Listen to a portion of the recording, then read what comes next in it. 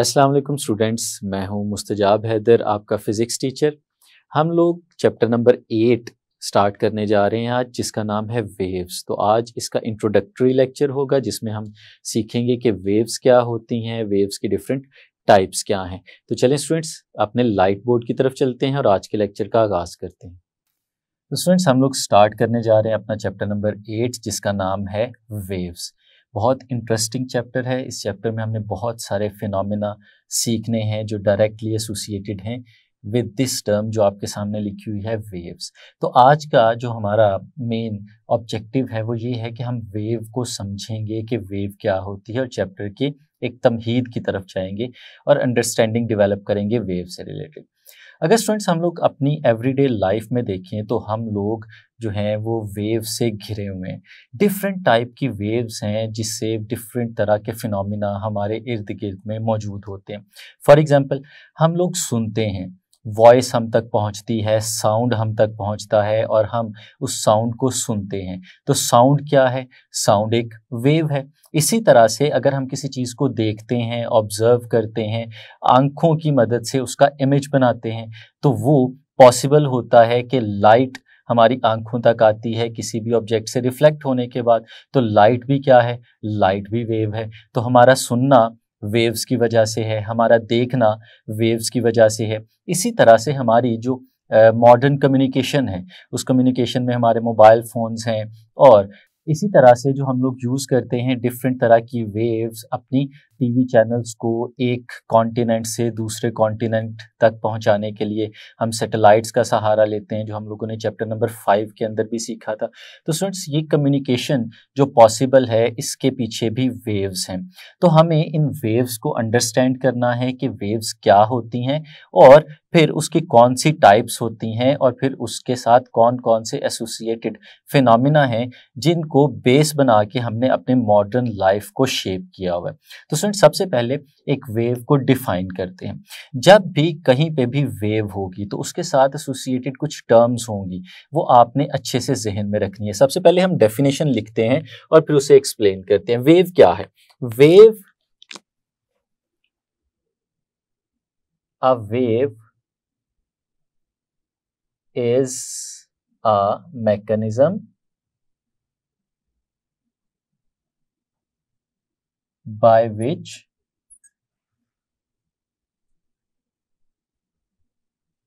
energy is transferred from one point to another. Wave students एक ऐसा mechanism है जिसमें हमारी एनर्जी एक पॉइंट से दूसरे पॉइंट पे ट्रांसफ़र होती है। स्टूडेंट्स, इसमें बहुत इंपॉर्टेंट टर्म्स हैं जिन्हें हम लोगों ने सीखना है। पहली चीज़ तो ये है कि वेव जब भी ट्रैवल करेगी, एक जगह से दूसरी जगह जाएगी, तो वो एनर्जी ट्रांसफ़र करेगी। लेकिन इसके साथ साथ एक और चीज़ भी है जो बहुत इंपॉर्टेंट है हमें सीखना, कि एनर्जी जो ट्रांसफ़र होती है, एनर्जी जो ट्रांसपोर्ट होती है, उसमें हमेशा एक डिस्टर्बेंस इन्वॉल्व होती है। तो वो भी हम लोग यहाँ पे लिख देते हैं। Energy transportation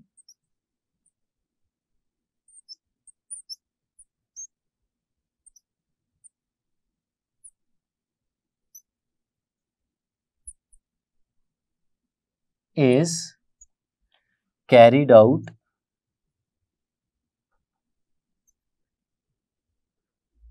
by a disturbance.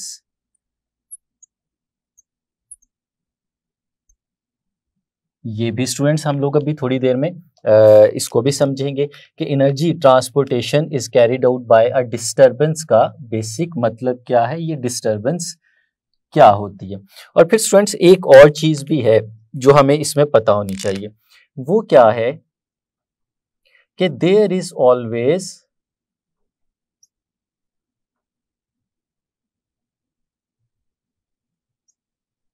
N oscillation, there is always an oscillation associated with a wave.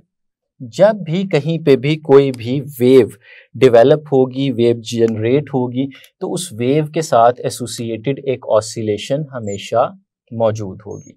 तो स्टूडेंट्स ये तीन चीजें हैं जिनको हमें वेव के साथ समझना है।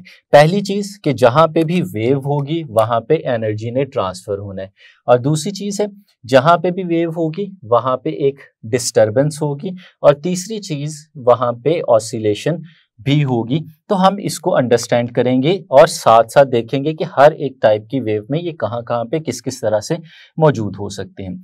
तो स्टूडेंट्स हमने जो वेव्स की शुरू में एग्जाम्पल्स को देखा, उन्हीं एग्जाम्पल्स को एक एक करके लेके चलते हैं। सबसे पहले स्टूडेंट्स हम लोगों ने देखा कि हमारे पास जो साउंड है वो एक जगह से दूसरी जगह ट्रैवल करता है।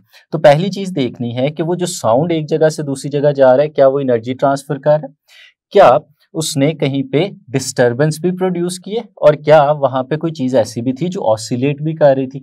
तो स्टूडेंट्स हम लोग देख सकते हैं कि जब भी साउंड एक जगह से दूसरी जगह जाता है तो sound is a form of energy. Sound energy की एक शक्ल है। तो जब भी साउंड एक जगह से दूसरी जगह जाएगा तो साउंड का खुद एक जगह से दूसरी जगह जाना एनर्जी का ट्रांसफर है। तो सबसे पहली चीज है एनर्जी ट्रांसफर हो सकती है, और इसकी एक फिजिकल एग्जांपल भी देख सकते हैं।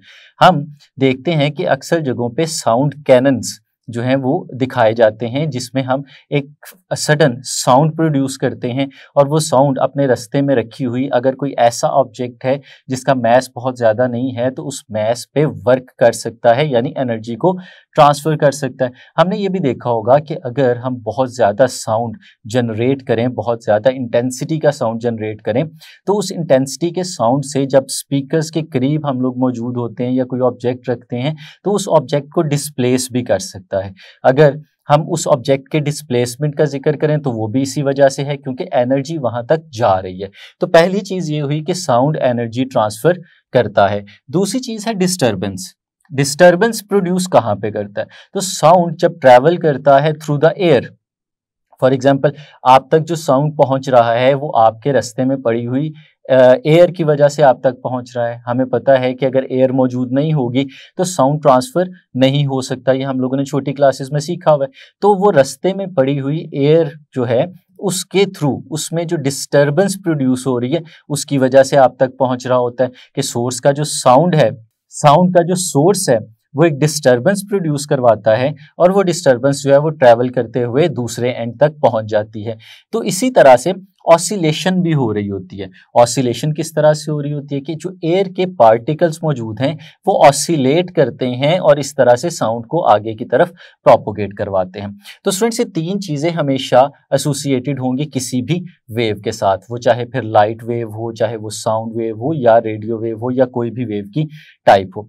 तो स्टूडेंट्स इस तरह से हम इसे डिफाइन करेंगे। डेफिनेशन हमें पता होनी चाहिए कि a wave is a mechanism by which energy is transferred from one place to another and it is associated with the disturbance and also an oscillation। तो स्टूडेंट्स आगे चलते हैं और हम इसकी टाइप्स को डिस्कस करते हैं, और जब टाइप्स को डिस्कस करेंगे तो फर्दर ये चीजें हमारे लिए और ज्यादा आसान होती चली जाएंगी। तो स्टूडेंट्स जो टाइप्स हैं हमारे पास वेव्स की, हम उनको यहाँ पे डिस्कस करते हैं। जो पहली टाइप है और जो समझना हमारे लिए ज्यादा आसान है स्टूडेंट्स, उसे हम लोग नाम देते हैं मैकेनिकल वेव्स का।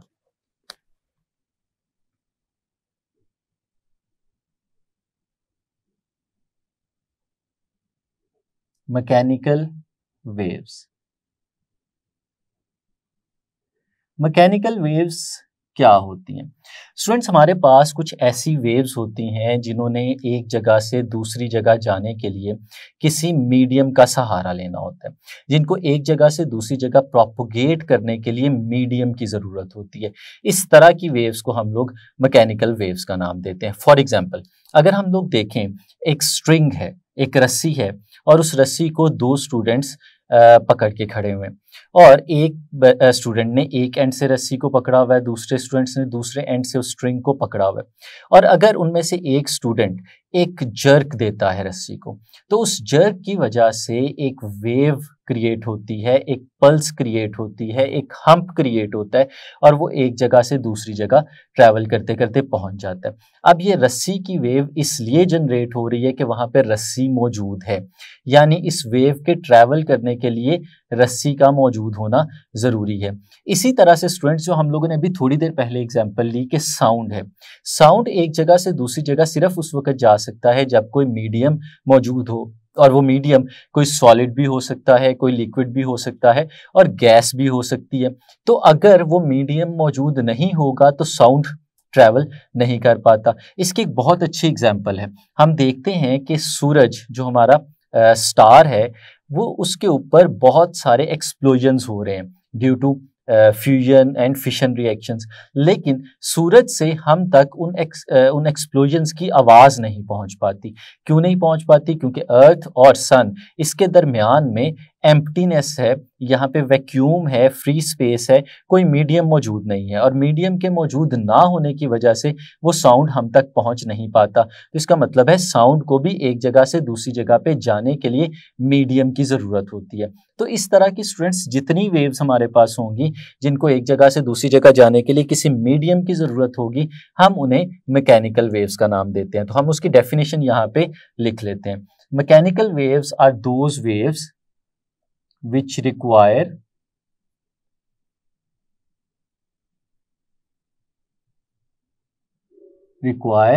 a medium for their traveling। वो वेव्स जिनको एक जगह से दूसरी जगह जाने के लिए किसी मीडियम की ज़रूरत होती है, हम उन्हें मैकेनिकल वेव्स का नाम देते हैं। और फिर स्टूडेंट्स, अगर हम इसकी एग्जांपल्स की बात करते हैं तो हम लोगों ने इसकी एग्जांपल्स में देखा कि जो साउंड वेव है वो एक मैकेनिकल वेव है, क्योंकि उसे एक जगह से दूसरी जगह जाने के लिए मीडियम की ज़रूरत पड़ रही है। तो अगर हम एग्जाम्पल्स की बात करें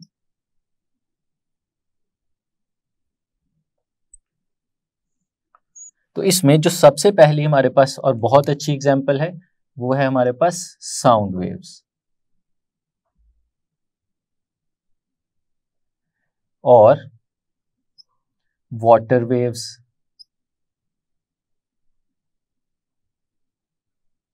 और वेव्स इन अ स्ट्रिंग। तो स्टूडेंट्स, ये सारी की सारी वेव्स जो हमारे पास होंगी ये हमारे पास एग्जांपल्स होंगी मैकेनिकल वेव्स की। तो इसके अलावा भी एक और टाइप है जिसे हम लोग नाम देते हैं स्टूडेंट्स इलेक्ट्रोमैग्नेटिक वेव्स।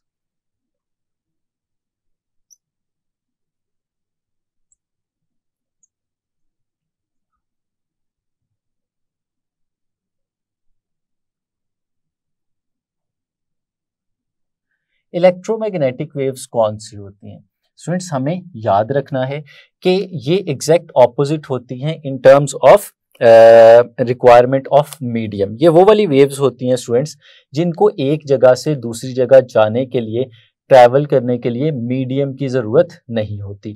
और इसकी एग्जांपल हमारे पास जो सबसे आसान है वो है लाइट वेव की। हम लोग देखते हैं कि हमारे स्टार से साउंड तो हम तक नहीं पहुंच पा रहा था, लेकिन हमारे स्टार यानी हमारा जो सन है वहाँ से रोशनी, लाइट हम तक पहुंच जाती है, वहाँ से हीट हमारे तक पहुंच जाती है। तो ये जो लाइट और हीट का हम तक पहुंचना है ये विदाउट एनी मीडियम है, क्योंकि सन और अर्थ के दरमियान कोई भी मीडियम मौजूद नहीं है। तो फिर हम उन्हें कह सकते हैं कि ये ऐसी वेव्स हैं जिनको ट्रैवल करने के लिए, एक जगह से दूसरी जगह जाने के लिए मीडियम की ज़रूरत नहीं होती। तो फिर हम इनको इस तरह से लिख सकते हैं कि इलेक्ट्रोमैग्नेटिक वेव्स क्या हैं? Electromagnetic waves are those waves which do not require any medium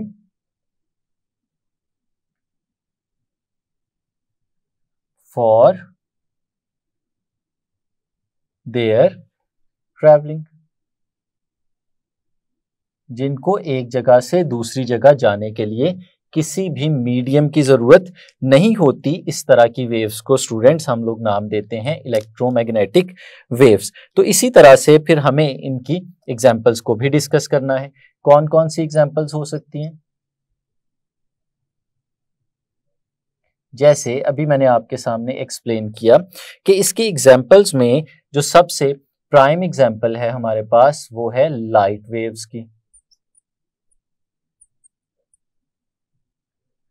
इसी तरह से स्टूडेंट्स हमारे पास हैं हीट वेव्स,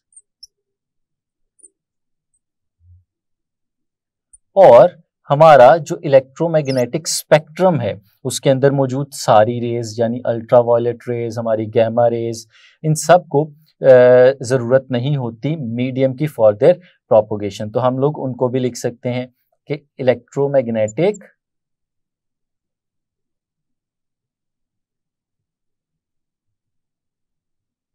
स्पेक्ट्रम। तो इलेक्ट्रोमैग्नेटिक स्पेक्ट्रम में जितनी भी वेव्स इन्वॉल्व हैं, कौन कौन सी वेव्स हो सकती हैं इसके अंदर? For example gamma rays, for example X rays, or ultraviolet rays. तो स्टूडेंट्स ये हैं हमारे पास इन दोनों टाइप की वेव्स की एग्जांपल्स। अब स्टूडेंट्स आगे चलते हैं, और जैसे हमने शुरू में लिखा था कि ये हर वेव के साथ एसोसिएटेड होगी एक डिस्टर्बेंस भी, और उसके साथ एसोसिएटेड होगी एक टाइप की ऑसिलेशन भी। तो हमें फिर इन दोनों वेव्स में इस चीज़ को भी डिस्कस करना चाहिए कि वो कौन सी चीज़ है जो यहाँ पे डिस्टर्ब हो रही होती है और वो कौन सी चीज़ है जो ऑसिलेट कर रही होती है। तो पहले हम बात करते हैं मैकेनिकल वेव्स की। तो स्टूडेंट्स जो मैकेनिकल वेव्स हमारे पास मौजूद होती हैं, इनको एक जगह से दूसरी जगह ट्रैवल करने के लिए मीडियम की ज़रूरत होती है। तो मीडियम के जो पार्टिकल हैं वो पार्टिकल डिस्टर्ब होते हैं जब ये वेव एक जगह से दूसरी जगह ट्रैवल करती है। तो स्टूडेंट्स हमें पता होना चाहिए कि डिस्टर्बेंस कहाँ पे हो रही होगी। तो इन मैकेनिकल वेव्स के अंदर मीडियम के पार्टिकल्स जो हैं वो डिस्टर्ब होते हैं और वो डिस्टर्बेंस को कैरी करके आगे की तरफ लेके जाते हैं। तो डिस्टर्बेंस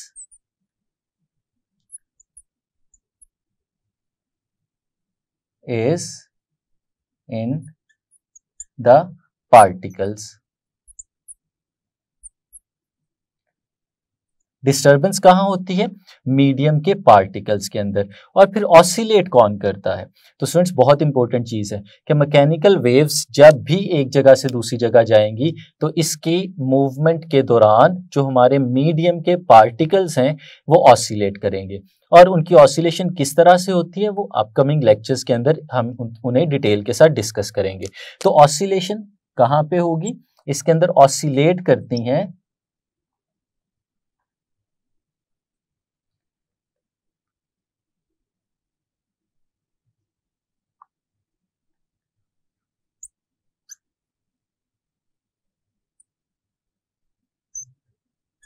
इसके अंदर मीडियम के जो पार्टिकल्स हैं वो ऑसिलेट करते हैं। अब अगर हम बात करें कि इलेक्ट्रोमैग्नेटिक वेव्स ये क्या होती हैं, तो इलेक्ट्रोमैग्नेटिक वेव्स को समझना थोड़ा सा डिफरेंट है। क्यों? क्योंकि जब ये ट्रैवल कर रही हैं एक जगह से दूसरी जगह पे तो कोई मीडियम मौजूद नहीं है, और मीडियम का मौजूद ना होना हमें कंफ्यूज करता है कि वहाँ पे कौन सी चीज़ ऑसिलेट करेगी और क्या होगा। तो स्टूडेंट्स जहाँ पे भी इलेक्ट्रोमैग्नेटिक वेव्स मौजूद होती हैं ये ट्रैवल करती हैं थ्रू द फोर्स फील्ड्स। जैसे कि हमारे पास इलेक्ट्रिक फील्ड हो सकती है या हमारे पास मैग्नेटिक फील्ड हो सकती है। तो जब भी इलेक्ट्रोमैग्नेटिक वेव्स ट्रैवल करेंगी एक जगह से दूसरी जगह तो इस ट्रैवलिंग के दौरान बेसिकली इलेक्ट्रिक और मैग्नेटिक फील्ड्स ऑसिलेट करती हैं, और उन्हीं के थ्रू डिस्टर्बेंस भी एक जगह से दूसरी जगह जा रही होती है। यानी ये वेव्स क्या हैं? ये इलेक्ट्रिक और मैग्नेटिक फील्ड्स में डिस्टर्बेंस प्रोड्यूस करती हैं, और उस डिस्टर्बेंस ने कैरी फॉरवर्ड करनी होती है एनर्जी को by the means of oscillation of these fields. तो स्टूडेंट्स हम लोग कह सकते हैं यहाँ पे these waves propagate due to the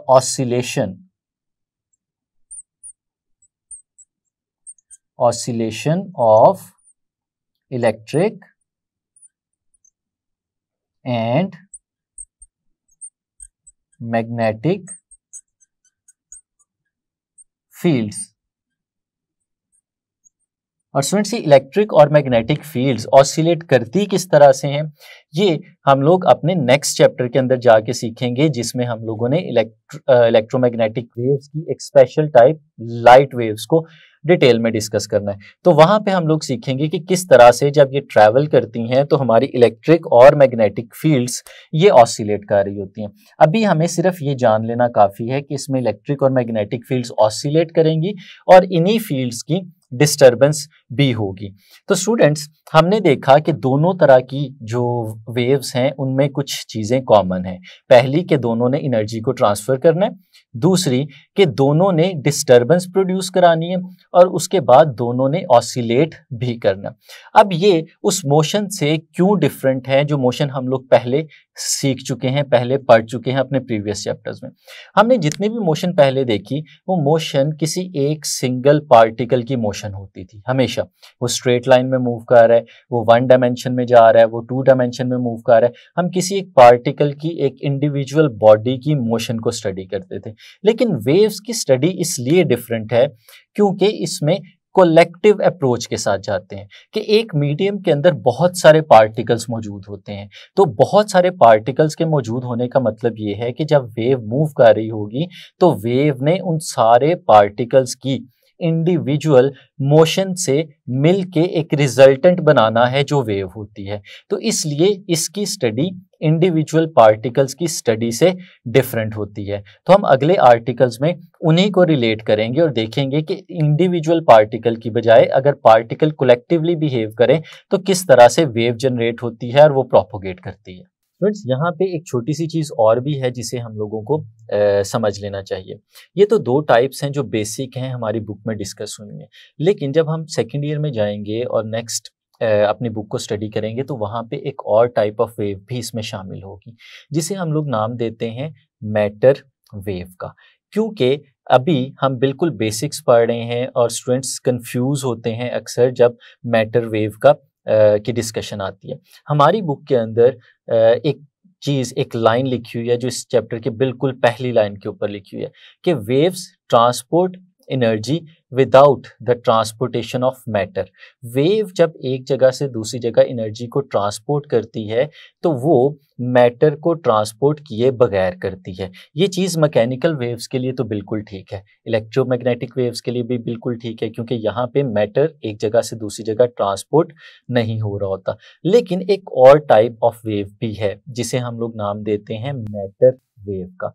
वो यहाँ पे डिस्कस नहीं की जा रही, लेकिन हमारे बुक का हिस्सा है, इसलिए हमें थोड़ा सा उसके बारे में पता होना चाहिए कि जब भी कोई मैटर पार्टिकल एक जगह से दूसरी जगह मूव करता है तो उसकी मूवमेंट हमेशा वेव की शक्ल में होती है। डी ब्रॉगलीज मैटर वेव कहलाती है। ये कॉन्सेप्ट हम लोगों ने सेकेंड ईयर में डिस्कस करना है, लेकिन हमें इसका पता होना चाहिए। लेकिन उसकी वेवलेंथ इतनी शॉर्ट होती है कि हम उसे फिजिकली ऑब्जर्व नहीं कर पाते, इसलिए हम समझते हैं कि वो वेव नहीं है। तो मैटर वेव्स ऐसी वेव्स होती हैं जो मैटर के साथ एक जगह से दूसरी जगह जा रही होती हैं, और हर मैटर जब एक जगह से दूसरी जगह जा रहा होता है तो वेव की शक्ल में जा रहा होता है, और जितना मैस उसका ज़्यादा होगा उतनी वेवलेंथ छोटी होती है और हम उसे ऑब्जर्व नहीं कर पाते। और इसकी जो एग्जाम्पल है हमारे पास वो सब एटॉमिक पार्टिकल्स की मूवमेंट है। जैसे इलेक्ट्रॉन मूव करते हैं तो वो भी वेव की शक्ल में मूव करते हैं। तो ये कॉन्सेप्ट हम ऐड ऑन करेंगे साथ में और इसको डिस्कस करेंगे सेकेंड ईयर के अंदर जाके। तो ये था स्टूडेंट्स हमारे पास इंट्रोडक्शन ऑफ वेव्स, और जो हमने उसकी डिफरेंट टाइप्स थी उन्हें डिस्कस किया। इनकी डिटेल्स हम नेक्स्ट लेक्चर्स में पढ़ेंगे। तब तक के लिए इजाज़त दीजिए। अल्लाह हाफिज़।